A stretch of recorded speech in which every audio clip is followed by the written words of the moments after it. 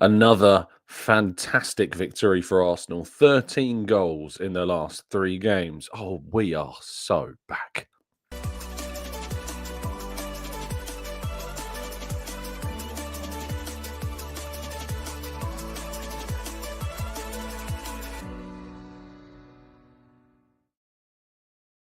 Hello and welcome to the Gooner back again with you guys and girls for another episode of what is the Arsenal Raw Reaction Show. Joining you the morning after the night before that saw Arsenal put not one, two, three, nor four goals, but instead five past the Hammers yesterday afternoon. Brilliant result once again. Yes, there was a little bit of a scare, but Arsenal came through it very, very well indeed. Some fantastic goals, some brilliant performances. We're going to talk about it all and more in today's episode. Good morning to those joining us live in the chat box. Thank you, as always, for doing so, especially on a Sunday. Always appreciated. Martin, good morning to you, to Barry, to Arasilki, to Paul, Gooner76, Matt G, Stephen. We got Knowledge and Amira and Olawale. We got Rich and Gooner76 and Paul and Mike and Damien. We got Trader Mike. We got Ryslip. We've got Paul who says, my good lady's birthday today, so I finally put an engagement ring on her finger as a surprise. Paul, congratulations to you both, and I hope that you have a lifetime of happiness together. Good morning to Louis and Rowan, Stevie and Yui as well. Thank you for you all tuning in. All appreciated. Please do, if you haven't done so already, drop a like on the video as smoothly as Saka can lay off a pass to Leandro Trossard. That would be very much appreciated indeed. But let's not waste any time. Let's jump straight into today's slides. Of course, starting with the main one. Arsenal 5, West Ham 2. Scoring 5 for fun again. 2 times in a week, Arsenal have gone away from home and bagged 5 goals. It's very much kind of reminiscent of last season, particularly in the second half of last season, where Arsenal's goals were just flowing with absolute ease away from home, in particular. Huge wins, places like Sheffield United, West Ham, of course, again as well. But the goals just coming so easily for Arsenal. And it was a performance, of course, that helps in terms of goal difference at the top of the table and in terms of kind of closing that gap on Liverpool. It's now down to just 4 goals. Of course, they do play later on today. We'll talk about that game a little bit later on in the show as well. But ultimately, Arsenal feeling very confident, having that momentum again. Saliba talked about in midweek, there was that feeling that something was coming, and it does indeed feel that Arsenal are very much back as well. Now, the lineup was a little surprising, not because of necessarily too many in the way of tactical changes. There was one tactical change, which was Leandro Trossard coming in for Gabriel Martinelli. Of course, Arsenal have that huge game against Manchester United next week on Wednesday night. Being able to rest completely Martinelli and give him a complete rest after the midweek game with Sporting was obviously a really big benefit. I actually asked Mikel Arteta about that directly after the game. But yeah, Trossard coming in, and then Jorginho coming in for Partey, because Partey has once again suffered what sounds to be a muscular injury. We don't have any information about how serious this injury for Partey is as well, but it is a big loss. That said, Jorginho came in and I thought had a really good game. And again, counting on the Italian when he is needed. That's 2 Premier League starts in a row for him now. He started the game, of course, against Nottingham Forest and was very good also. But both of those performances have been very strong from Jorginho. And again, when it comes to kind of his contract situation running out at the end of the season, the more performances he puts in like this from a kind of a stand-in standpoint will give, I think, people more encouragement to think that maybe a 1-year deal for Jorginho might be. He's just so reliable, when he's called upon for Arsenal. He doesn't need to be playing week in, week out. But in terms of a depth option, there is just so much experience and help from that as well. Marino also not there. It's said to be a bit of a knee problem. We don't know again how serious that is. Hopefully that's not too big of an issue either, but Arteta was unable to provide, or rather unwilling perhaps to provide, any information regarding how serious either of Partey or Marino's issues are. And it does bring that conversation with Thomas Partey back again. This is one of the reasons why I've had such reticence about the idea of renewing his deal, because as I've talked about, you cannot rely on him staying fit. And once again, he has found himself injured at a key point spontaneously. As I've used that word before, there's been no kind of impact. There's nothing that's gone on. It's happened once again in training that has kept him out. Fingers crossed it's not too bad. Hopefully he's available for Man United, but there is absolutely no indication at this moment in time about how serious either of those two injuries are. Of course, Miles Lewis-Skelly, another one who suffered a problem and wasn't in the squad, replaced by Josh Nichols on the bench. No Ben White, as we know, has been out. But without White, without Merino, without Partey, without Miles Lewis-Skelly, without Tomiyasu, Arsenal still very, very strong. And it wasn't as if they were missed on the day. But we scored our first goal, as has been almost customary to do for Arsenal, through Gabriel. A fantastic header from a corner. Very different type of setup. We've often seen Gabriel kind of run to the back post with a looping corner, dropping into kind of that dangerous area where it's really difficult to stop him. This time it was a short corner. Really good to kind of see that communication. There's a lot of talking between Gabriel and Saka, and Gabriel and some of the other players, and the movement. There is some suggestion that Yuri and Timber may have fouled Lucas Paquetá in the build-up. I don't think there's enough really in that moment. I think Timber's also going for the ball at the same time. If you're gonna suggest that that's a foul, I mean, we might as well just give up. We may as well just give up at this point. But Gabriel's header was absolutely glorious, glancing into the back of the net. And once again, he seems to have adopted this celebration. And I did say to you all that this was purposeful. This celebration not covering his mouth like Victor Gyökeres, and instead covering his eyes. I think that this was not a mistake. This is very much pointed, and there's a reason behind why he's doing it in this particular way. You just can't stop him. You can't see me, as a certain John Cena might say. But look, it's Trossard scoring and celebrating, almost as if there was nothing in that ridiculous kind of narrative that was circulating social media across the week after he scored the 5th goal in a very comprehensive win over Sporting. He scored what was definitely the goal of the day from an Arsenal standpoint, at least. Brilliant move from Saka and Odegaard to create the space and create the opportunity. And then the right-footed pass from Saka across the West Ham box to Trossard, who you might say, yeah, it's just a tap-in for him, but he has to be in the right place at the right time. You have to have the determination to get into those positions, the presence of thought, the presence of mind to continue your run. Even though Havertz is there in that moment to try and slide in himself, can't stretch to reach the ball, you want someone else there. And it's Trossard with the desire to be in that place at the right time. Again, another goal. Starting this game, I've talked about this, Trossard continuously, he's just inevitable at times in terms of his goal scoring. Doesn't need to just score coming off the bench. He's doing it in a big game away from home when Arsenal really needed that second goal, and finishing off a very good move. Again, it seems that black kit very much suits Leandro Trossard and his performances also. So yeah, a really good goal. Probably the goal, maybe I'm arguing and trying to think of another better passing goal we've had this season. Probably not. In terms of build-up, it was probably the goal of the season for Arsenal so far. Penalty scorer, match winner. Martin Odegaard, what a display once again from Arsenal's captain. Given the penalty by Bukayo Saka after, of course, he'd won it. Another really good run from him into the box. It's a shame they don't count as proper assists like they do in fantasy football. Otherwise, he would be on that way to that assist record. We'll talk about Saka a little bit more shortly. But to highlight Odegaard's performance in this game, the touches, the flicks, the flair, the talent, the execution of his, just the way and what he wants to do with the ball. It's just like he plays a different sport almost. He's just got a mind that accelerates play. He's got a mind that no one else can really see what he's going to do next. And those people that try to suggest this guy holds Arsenal back, goodness gracious me, could they be pressed more firmly down, face first in the mud? I don't think so. Because Odegaard is everything and more about this Arsenal team, and will continue to be such a humongous presence for us as he just dominates games and takes hold of them and just takes them away from opposition teams. He is a match winner and a world-class player without doubt, and there is just no debate about this anymore. The debate is over.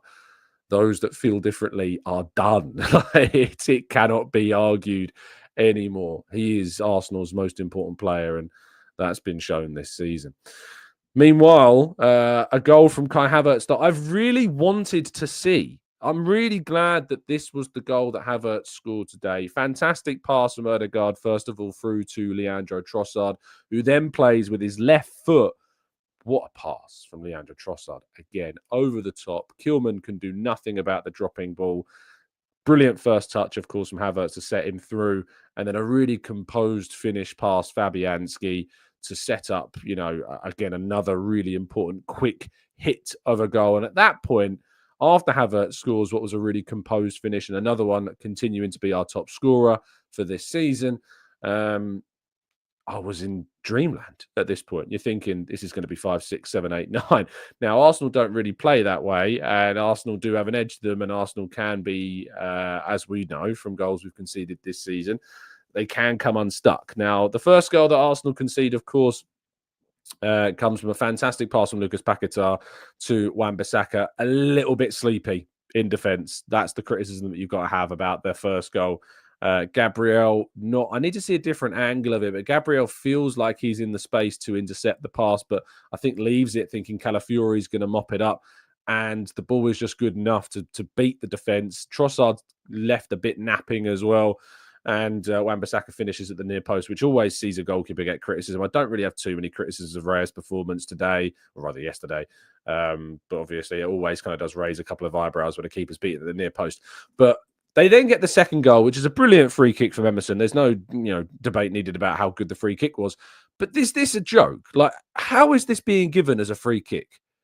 I have absolutely no idea how on earth the referee decides that Declan Rice has fouled Paquetá here. He very clearly takes the ball. It's a stonewall clear challenge that is just a brilliant piece of defensive work from Rice. And for some reason, Anthony Taylor believes that this is a foul, and that obviously gives West Ham a foothold in the game, or what they thought was a foothold in the game. And had the result finished very differently, this obviously would have been something of a talking point after the match. Thankfully, it didn't really need to be, but I really, really was very frustrated seeing that on the replays inside the ground yesterday. But you have to give credit to Emerson. Absolutely ridiculous strike and a brilliant finish. And at that point, you're thinking, well, Arsenal need to calm themselves down. And we did calm ourselves down before even we get the fifth.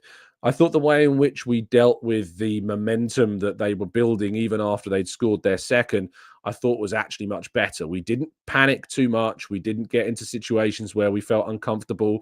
We nullified the threat as soon as possible and then started to build back into the game. And of course, then we get the corner, and Gabriel is very, very brave in this moment, coming out and really taking one for the team, quite literally, a punch from Fabianski.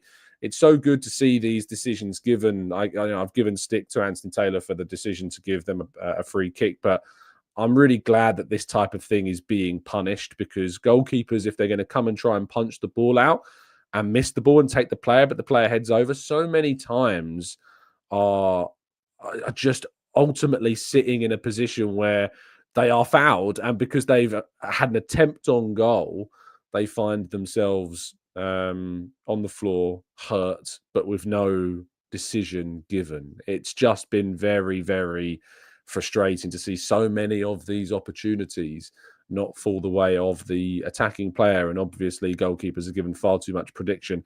But Flappy Hansky, as has been termed by so many Arsenal fans when he was an Arsenal player, of course, here did indeed flap at the punch and ultimately found himself looking down at the ground, as then he had to look up at Bukayo Saka, taking a very, very good penalty. Again, very consistent with his penalty taking. Wasn't as emphatic as his penalty in midweek, but of course it still was enough power to get it into the corner. Different side this time. He might get a hand to it, but it's never going to stop it. And Arsenal sit happy and pretty at 5-2. Going into the break at half-time. Gabriel goes off. It's only suggested that this was not related to a concussion. It was related, of course, to managing his minutes. Same as well for Calafiori. Both of them were just managing the minutes of those two. That's why Arteta said post-match they were both taken off for those reasons. So hopefully both will be fine for the game against Manchester United. Now, there was a tactical shift at half-time. Many fans might want Arsenal to go out there and just go in on the opposition and try and blow them away in the second half. open up spaces and, perhaps give ourselves something to think about from a West Ham point of view. But we decided to approach the second half very differently. I was sitting with Charles Watts during the game, and he pointed out that the players had kind of come in early at half time. The substitutes that were warming up at half time were called in very quickly, only after a couple of minutes. And I asked Arteta about this after the game as well, about the importance of having those players all come in at half time to be part of that team talk. And he said that it was very important. We had an issue with Gabby and we have an issue with Ricky as well. Yesterday, we lost Thomas and Miles and Mikel, which was very bad news. But what I'm really happy about is Jakub has come in. He's done really well. Alex, the same. Jorginho, I thought he was exceptional today. That's the level. Every 3 days, we're going to need everybody at their best. And it's a good sign that the team can do that. I also asked him about Leandro Trossard coming in to replace Martinelli and being able to rest Martinelli, but he said Trossard scoring. The fact that they know everybody is on their toes, everybody has to elevate their level and earn the right to play. And when you have the chance, it's the moment to talk. And that's what they are doing. But it was a very good move, I thought, by Arteta at halftime to just nullify the game. Julian Lopetegui, speaking in the press conference afterwards, said the fifth goal killed it. I don't think it was the fifth goal that killed it. I think it was Arsenal's approach to the second half that killed it. The substitutions of Jakub Kiwior that was enforced, the change for Zinchenko that was forced. I thought Kiwior and Zinchenko did well. You know, when you think about the fact that you've got an opposition that are going to be really gunning for you in the second half to try and get those goals, build back that momentum. You've got 2 changes to your left-hand side of the back 4. I thought they dealt with things as well as they could do. Kiwior under pressure a couple of times, of course, and did foul.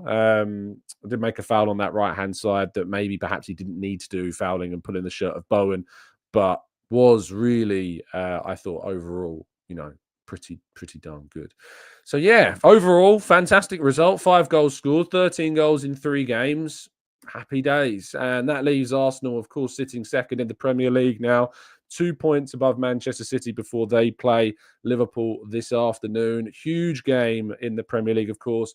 From my perspective, I want a draw in this game. I want both of these teams to drop points. I want both of their momentums. I mean, particularly in the case of Liverpool, less so. Man City obviously lost their last 5. But we need Liverpool's momentum to be kind of, stopped. We need momentum in that sense to be prevented from building. And we ultimately need Liverpool to be in a position whereby they are prevented from kind of continuing this winning run and just saunting their way to the end of the season relatively unchallenged. But a draw, I think, is the best option for Arsenal, and hopefully that is the result that we see this afternoon. We'll talk about that result and more tomorrow morning, but we're going to tackle your comments and questions in part 2 right after this.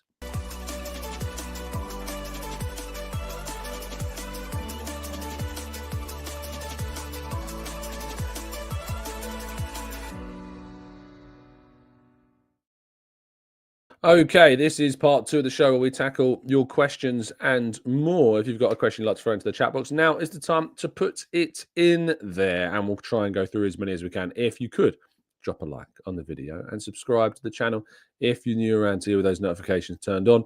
That would be great. Sally says, also, I'm taking my husband out for breakfast and I can't decide whether to have the Eggs Benedict, the breakfast burrito, or the full English. Can you help? Sally, it's a full English always. It's not even a question. Teng says, I don't know how we're going to replace Jorginho and Partey when it comes to that point. Their experience and ability will be very tough to replace. And absolutely, Andy, I agree. Rowan says, how many penalties has Saka scored since that miss?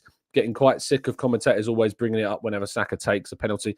I understand why people get frustrated with it being brought up, but it is part of his story. It's part of Saka's career. It's part of what's made him the player he is today. Yes, it's frustrating that it seems like his career is always anchored to this moment, that miss in the European final. But I do think it's an important point of his career. And if I was a commentator, it would be something that you would talk about when these moments come up. Of course, it's poignant that it was against West Ham 2 seasons ago that Saka missed another penalty that was really detrimental to Arsenal's title race that season. Had he scored it, I think things would have been very different, of course. Maybe not won the league. I don't think the impact of missing that penalty was as big as losing Saliba, but obviously it's the same game. It's at the London Stadium, and, after that penalty miss, I know why people get frustrated, but I don't think it's something I'm too critical of, to be honest, because it's a part of what's made him the player he is today. Brendan says, TC, we're expecting our first any day now. Father-in-law was convinced that he'll be a Liverpool fan. Any advice on avoiding him going over to the dark side? Well, congratulations, Brendan. Advice? I mean, I have no experience in this. I will one day have this experience of having a battling, footballing family feud about who your kid supports. I think you've just got to let the kids support whoever they want to support. That's where I land. I know that people are really passionate about making sure that their kids support, the same team as them, but let them make their own choices. Let them make their own mistakes. And if they make a mistake whenever they lose to Arsenal, you can laugh it in their face. So I think it's a win-win either way, mate. And also Sally asks, after West Ham United's fans' behaviour yesterday, have you ever turned off, left an Arsenal game early and regretted it? I slammed shut my laptop after Garnacho scored against us last. Oh, no. Oh, no, Sally. I think, obviously, I've never left a game early because of frustration. The only time I ever left a game early was the other week in the game against Nottingham Forest when I had to leave early because of travel needs to get back, and because I had to get this specific certain train. I couldn't get a later train. That's the only time I've ever left a game early. I don't necessarily think I regretted it. I did see when Aries' goal go in as I was leaving, and then nothing else happened after that. But no, I don't think I have, Sally, left a game. Of course, the behaviour, the scenes that we saw inside the London Stadium, really unsavoury scenes from some scraps between West Ham United supporters after the match, not ideal. And hopefully the instigators and those are found and face the relevant consequences. Samuel says, what are your thoughts on Saka pushing Emerson? I think it's a great to show that you can't get away with doing stupid things to our players. Bukayo gets man of the match just for that. I think Saka's added an edge. I saw a comment on his post after the Sporting game. I think it said, no more Mr. Nice Star Boy. I quite like that. I think Saka's grown up. You're not growing up. Saka has grown up, and he's leading like a captain would. And he is one of the leaders and one of the vice captains of this group. And you can definitely see that ownership, that belief, that family doggedness that he has in him. And I think it's a really, really important thing. Ian says, what did you make of Neville on Sky Sports saying that we looked vulnerable and lacked concentration? I thought I watched a different game. I wasn't listening to the commentary. I was in the ground, of course, so I didn't hear Neville's commentary. But if that's what he said, there was a point where Arsenal looked vulnerable. I don't think it's through a lack of concentration. I think, there was a defensive lapse, but that was one moment. And if you switch off in one moment, you can be punished. And Arsenal were punished. They never should have got that free kick to get the second goal and then build that momentum even more. It never should have been a free kick. So I think that maybe it's looking for criticism just for the sake of looking for criticism more than anything else. John says, I have a work colleague who says Saka is overrated but always has him in his fantasy team. What a mug. Chino says, will Partey or Moreno be ready against Man United? We don't know. We don't know if either of them will be available for the game. We will find out. Arteta faces the media, of course, on Monday or Tuesday next week. Alex says, which Gabriel is going to score more goals this season? Magalhaes, Martinelli or Jesus? It's tough between Martinelli and Magalhaes. Jesus is nowhere in this conversation. I was really disappointed actually with his and Sterling's substitute displays again. I just wanted to see more desire. I wanted to see something more direct from them. I wanted to see more energy. I wanted to see more from them. And I didn't get that. I didn't get that from their performances. Maybe I'm being harsh, but I wanted to see more from both of them when they come off the bench and impact games. I know we're winning 5-2. I know it's very comfortable. I know we've got a job to do. But there are moments where I just want to see more from players that are fighting to get more minutes in the team. Aditya says, hi, Tom. It's in the air. We are so afraid of City being 1 point ahead of us compared to Liverpool leading by 9. Why so? Shouldn't City beating Liverpool be a better scenario? I mean, not really, because we know the ability of Manchester City to build a run. And when they do get firing, of course, they can be very, very consistent. And so from that perspective, I think that we are hoping that a draw continues to knock the frustration out of both of them and give Arsenal a 2-point push over both teams. Timo says, had a lot of fun this season singing the King of Brazil song for Gabriel. It leads me to ask, what is your favourite Arsenal song? What is my favourite Arsenal song? I used to love the El Neni. I mean, I still do love the El Neni song. It's sadly not sung anymore. Shake It All Out. Shake It El Nene. Yeah, I do love that song. It's probably still my favourite song. I'm still waiting for another one to come along. I did like, we don't sing it anymore, but I liked Odegaard's song when it was based on Chase the Sun. You know, when he's on the ball, he's effing incredible. What an Odegaard, you know. Um, so the Chase the Sun version of Odegaard's song, I also very much did enjoy. Dano says, were you worried about West Ham coming back? I wasn't. I was more worried about our players getting injured. Taylor did a terrible job in reffing the game, and when a team, I wouldn't say he did a terrible job reffing the game. Not many referees would give that penalty on Gabriel. For the Fabianski punch, and he gave the penalty straight away for the Saka one as well. So I don't know if it was a terrible game, but the decision to give West Ham the free kick was terrible in kind of closed analysis. That was what was terrible. But I was a little nervous, yeah. Me and Charles were kind of just sharing a couple of glances, and I think Charles Turner said, like, why does this always happen? How can you have scored 5 goals, or rather scored 4 goals at the time, and feel nervous? It shouldn't be the case. Amira says, is Jorginho's contract just a 1 year, or is it a 1+1? I keep thinking it's +1, but that might be his original contract. Losing both him and Partey seems like too much. He has his deal run out at the end of this season. His contract before this one was a 1+1. So going into this season, at the end of last season, they had an option to extend by 1 year. They didn't activate that option. They instead renegotiated a 1 year contract for this season. So it's only a 1 year, and it will expire at the end of the season. Fergus says, Tom, did you think that our subs showed the lack of quality and depth of our squad, or am I being super critical? Jesus looks past it. Sterling is devoid of confidence. Kivior is no replacement for Gabby.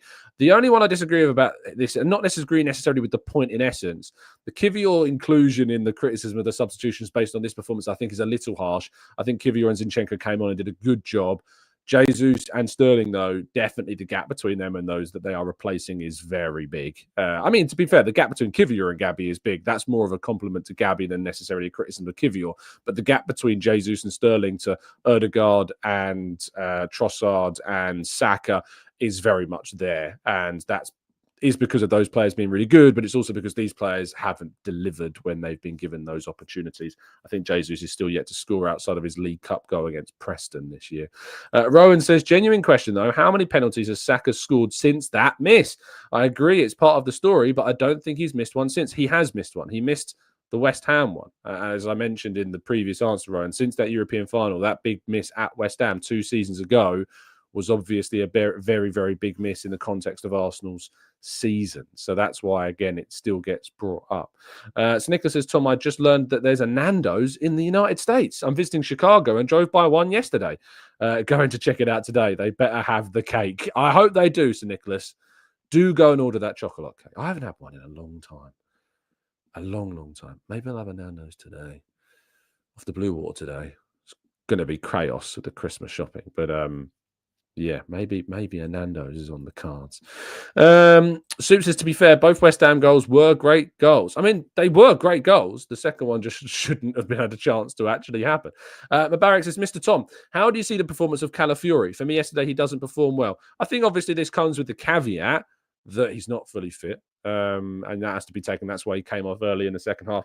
I think he's being overly criticised, though. I think he combined really well on the left-hand side with Leandro Trossard and with Rice. He supported play really, really well. He produced some fantastic progressive passes. I think Calafiori's performance is probably in need of a rewatch for me and others. But obviously it does come with the caveat that he's not fully fit, and that's why he was brought off in the second half. He had a really good game in Portugal, but obviously he's still working his way back to full fitness. Fergus says the El Neni song is still sung on the concourse in Block 5. Well, I hope it spreads further, Fergus. I want to hear it from the press box, please. P Sharp says, read the Partey and Jorginho conversation. It will surely come down to who's available in the summer. Any names and profiles, mid-20s, versatile. All of these things, I think you're right, Sharp, will definitely be in that about what Arsenal do. Is the market forthcoming with options to replace them, or do we need to renew either of them? Tom says, hi, Tom. Great to see you again yesterday. You too, Tom. What did you think of the Pie match in the press room? I thought it was solid. Like, it wasn't. I have my complaints about the gravy, Tom. I'll be very honest. The gravy was very watery, and I very much like thick gravy. And I asked the very nice guy who was serving to give me a little bit more, and I actually regret that decision. It's just an instinct. When you get given gravy, the instinct is to ask for more gravy. And I did that, and I do regret it a bit. It was, Tom, a little bit. Other than that, veg was nice, mash was excellent, pie was okay. I mean, when you go to when you go to East London, the pie should be the best thing about pies, pie mash and veg, and it wasn't. And the gravy was a letdown. So West Ham need to fix up your pies, people. That's what I'm saying. Filling was very nice. Pie was pastry was a bit soft. Dan says, and nice to see you, Tom, by the way. Dan says, I totally agree about Jesus and Sterling, but is there something in that, in the time that they get on the pitch? Players around them are executing the mission while they may want to push on. I think that obviously it's frustrating if you're not playing. It's frustrating if you're not getting the minutes that you want or you feel that you deserve, and that you're constantly coming off the bench. But to justify your wages, to justify the belief and the reason why the club signed you, you've got to perform. You've got to do more. You've got to help the team. And at the moment, Jesus and Sterling are not doing enough in the performances that we are seeing from them. The desire, the directness, the tenacity, the energy is not there. Energy is the word for me. I'm not getting the energy from them that I need to be able to say, yeah, I've got no issues if we've got an injury. I've got no issues if we need to rotate. I've got no issues. I've got issues at the moment. And that's, again, comes down to the need in a transfer window. This is why I want to see Arsenal go into the market in January. And I feel like we have no excuses, really, because there is some financial freedom. We need to add an attacking option just to give us that little bit of a push, that little bit more. Yeah. Rob says, do you seriously think Timber was going for the ball? It's obviously a Nicholas Jova planned deliberate push. Happened at least 2 more times on corners. Timber's reticence in answering post-match questions. I think he goes for the ball. I think he goes for the ball, Rob. He has to battle with Paquetá to get there. I think he goes for the ball. Mason says, why can't we hear what referees say in football matches, but can hear what they say in rugby matches? Why is there not the same? Of course, the whole governing bodies are very different in the sports, and there are differences there. They have tried it before. Didn't particularly go too well, Mr. Adams. But it is something I would be very much in favour of seeing in the future. John says, how is Benjamin Šeško doing, Tom? Is he still a target, or has his form slipped? Well, he was on the bench for their midweek game. I don't think he was necessarily fully fit as Leipzig lost at Inter Milan 1-0. So far this season, he has 7 goals and 3 assists in 18 games. So he's got a goal contribution rate of better than 1 in 2. He has only scored in 2 Bundesliga games so far this season of all 12 that he has played in. So that's a little bit of a red flag. But, you know, he scored in big games against Atletico Madrid, against Juventus. And he scored in the DFB Pokal as well. But there is more needed. In fact, if you look at the number of games he's played, which is 18 across the 3 competitions, the Bundesliga, the Champions League, and the DFB Pokal, he's only scored in 5 games of 18. So there is a question mark about Šeško. And I personally have said this before, that I think that Arsenal should be looking at going for, you know, the absolute elite in the summer. And I don't put Šeško in that category. I think his potential that he could become an elite forward in the future, but for me, I'm not compromising. I'm not wavering from this position. Arsenal need to go in the market in the summer and add, for me, an elite world-class level centre forward to take them up to that next level, and to push Havertz, and to be able to use Havertz in other positions as well. So that's ultimately what I want to see. Fergus says, gravy or liquor on pie mash? For me, it's gravy. I know that won't be a popular answer for everybody, Fergus, but I've always been a gravy man. My favourite dinner on earth is a roast, and for me, it's always going to be gravy. Problem is, I mean, liquor's relatively consistent in terms of what you're going to get when you get it. With gravy, it can be hit or miss, and that's the thing where sometimes liquor, you would say, has that slight edge, but you can't be good gravy. You just can't, and that's why when Piebury Corner was around, it was a pre-match ritual to go and get pie, roasties, and gravy, because the gravy was always top notch. It's a shame that closed down. Maybe one day we'll see it back. Maybe. Maybe one day. Anne says, when Waneri comes in and does the job required, and when Jesus and Sterling come on, you notice the drop-off. Should we give Waneri more minutes? I would love to see that. I would love to see him be the priority substitution over those two, especially over Sterling. I get the argument that we need to give them minutes and we need to keep them sharp and keep them involved, but I would agree that more is needed from them. On the volley says, I think I need to discuss about Calafiori. I'm having my doubts. I mean, I really don't get this Calafiori edge at the moment. It's really strange. I mean, especially because he's just come back from injury. It's like the same people making the same mistakes about Moreno. Like, all of this judgment about players that aren't fully fit is mad to me. It's like people aren't willing to give them any leverage at all. And Calafiori coming back, who was ahead of schedule, suffered a really serious knee injury and came back ahead of time. And suddenly now people are talking about having doubts. It's really odd. I know, with the utmost respect, I find it really strange that people are wanting to be so quick in having some kind of criticism for a player, either it be Moreno or Calafiori. Calafiori has been, prior to that injury, Calafiori was excellent prior to that knee injury. Really, really, really good. Don't be so naive. Don't jump on social bandwagons and just want to bash a player because it might be fashionable to do so.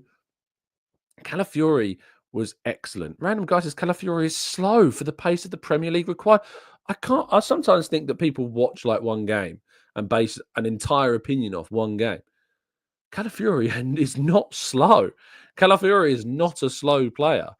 Calafiori has been such a brilliant addition to this team. And prior to the injury that he suffered that saw him miss those really important games, for me, against Liverpool, we missed Calafiori more than we missed Martin Odegaard. When he got injured against Shakhtar Donetsk in the game ahead of the home match with Liverpool, that was the biggest worry for me. That Calafiori was going to be the player that we were missing. I really struggle with this.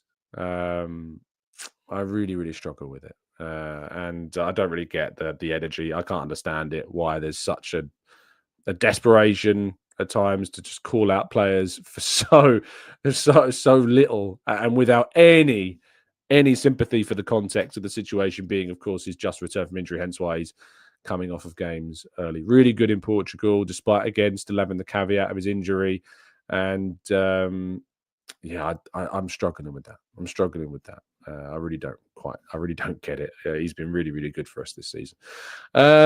Fergus says his quality, but did play a part in the first goal we conceded. But the players, I think, between him and Gabriel, and both of them, there's question marks about the defending for that goal. It's not just Calafiori. I think Gabriel also is a little bit caught on his heels, and if he was more alert, could make an interception, but I think leaves it. Calafiori, I think Trossard is also at fault as well, leaving Wan-Bissaka and losing his man. So yeah, I really don't get it. I don't get it at all. Let's go to Chan. Says, I know all the new signings impact our squad in a different way, but Ricardo Calafiori is simply on another level. The flexibility and strength he has provided are insane. Random guy says, Tom, there are no evidence or numbers of evidence of several games of Calafiori being slow. It just isn't one game and he'll get better. I mean, what I don't get is that Calafiori playing left back means that he goes up against the fastest players in the Premier League almost every single week. If you're playing fullback, the most common position that you're going up against is a player that has got the most speed in the team. That's the case for Arsenal with Martinelli, of course. That's the case with Manchester City with Doku and Savinho. It's the case with Liverpool with Salah and Diaz. Go through every single team, and you will find that 9 times out of 10, the fastest player in the opposition team is a winger. And so through like perception, because Calafiori goes up against really, really quick players every single week, naturally, maybe that has a psychological effect and a skew of your biases to make you think Calafiori is slow. The guy's not slow. He may not be as quick as a Salah. He may not be as quick as a Jarrod Bowen, but that doesn't mean he's slow just because he's not quick as some of the fastest players in the Premier League. So I don't get it. And Paul says, why can't our fans stop being so negative about some of our players? Each week is a different target. We need to stop it. Some people, that's just the way some people are, Paul, unfortunately. Like that's just, it couldn't be me. I'm an optimist. I'll always be an optimist. I'll criticize when I think someone needs to be criticized. But I think you've got to look at the bigger picture here with players like Calafiori. I don't really get it. And I think you can say a lot about someone for their first comment. You know, I often notice that it's like either the same names or the first comment of a particular name in the chat is always a criticism. It's never, ever, ever a positive. It might be, you know, a couple of times. But if your first comment after a 5-2 win in the chat box is a criticism, I have to start questioning that motive a little bit. Bermuda, thank you for the super chat. Says Jesus and Sterling are terrible. Ethan is better, and I would, you know, rather the minutes were more so going into that. Tom says, hi, Tom. What's your take on West Ham Central? Why do I have to give an answer on a social media account of a moron? I'm not going to do that. I have absolutely nothing to say, Tom, about somebody who's just a troll online. Oki says, Trossard's far more at fault for the first goal than Calafiori is. That being said, I can't say Calafiori is particularly quick. Not slow. This is what I'm saying. He's not slow. I'm not turning around saying the guy's rapid, but to say that Calafiori is slow is just not true. Because he's not. He's not a winger. He's not rapid like a Bowen or a Salah. But to say that he is too slow or he's just slow is just not true. Dirk says, is there a left midfielder that you think we can bring in January who can rival Saka in terms of what he does on the right? I've talked about this before. I'd sign Ademola Lookman. He's my pick. He's my versatile forward pick and continues to be at the moment. Chan says, I don't know why people keep asking for a forward signing. With the current starting lineup, I feel like our squad looks complete, just need more youngsters. Because we suffer problems, Chan. We suffer injuries and we need depth and we've got loads of games and the schedule is ridiculous. So we need to be able to bring in players that are going to add depth and quality so that when we do need to rotate or when we suffer problems or when we come up against opposition or we want to change things, that we've got that option. So that's why we're asking for forwards. I think we need two because we need to replace Sterling and Jesus, and we need to bring in another centre forward. We need to challenge Havertz more with somebody like a Gyökeres or like an Isak. And of course, I think that Lookman would be an excellent versatile option for us to bring in that forward line as well. CJ Dan says, let's go get Dibbling, Wharton, and a striker. Some very left field picks of Dan there.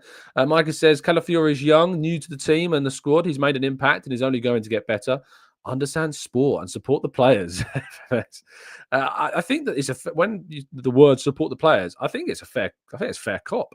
Because I sadly think that there are some people that's first instinct is to leave a negative critical comment. You just won the game 5-2, played brilliantly, scored 13 goals in 3 games, and it's still some people's instinct to be negative and critical. And I just don't get it. I just couldn't put myself in your headspace. I really couldn't. I think I'd struggle. Paul says, people forget Calafiori is also a centre-back by heart who has converted to a left-back. He's also only 22 and he's still learning the role as well. And I think considering he's come in to play a left-back role that he's only played in smatterings previous to this, I think has been very, very, very impressive. P Sharp says, if your team has scored 13 goals in the last 3, just conceding 3 in the last 3 games, and as fans saying everything about them as individuals, I think it's telling. I think it's telling of a mentality. I think people need to raise their standards a bit more. I really do. I think if people are going into these kind of shows and going into these post-match analysis and after scoring 13-3, your instinct is to be critical or negative or point out, I have no issue if we want to talk about more broadly, things that are shortcomings. But when you've won a game 5-2, you're talking about what's good first.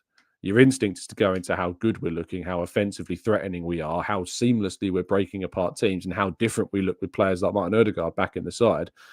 Some people need to raise their standards in how they're looking at post-match analysis, because it's really disappointing that fans and supporters, that word in itself is by definition should be telling enough to tell you what it means to be a supporter. How the instinct of some is to just bash and criticize and be negative. I just can't get my head around it. I really can't. You're looking at the game in a different way, and it's not a game. It's not a way I will ever look at the game in. It just isn't. Alex says, the FA Cup draw is on Monday. Who do you think will get? How do I know? I have no idea. It's a draw, Alex. I have no way of knowing who we're going to draw. I hope it's somebody good. I hope it's somebody at home, and I hope it's somebody that we'll find ourselves coasting past relatively comfortably. Arthur says, we seem to be playing better with Jorginho starting, surprisingly.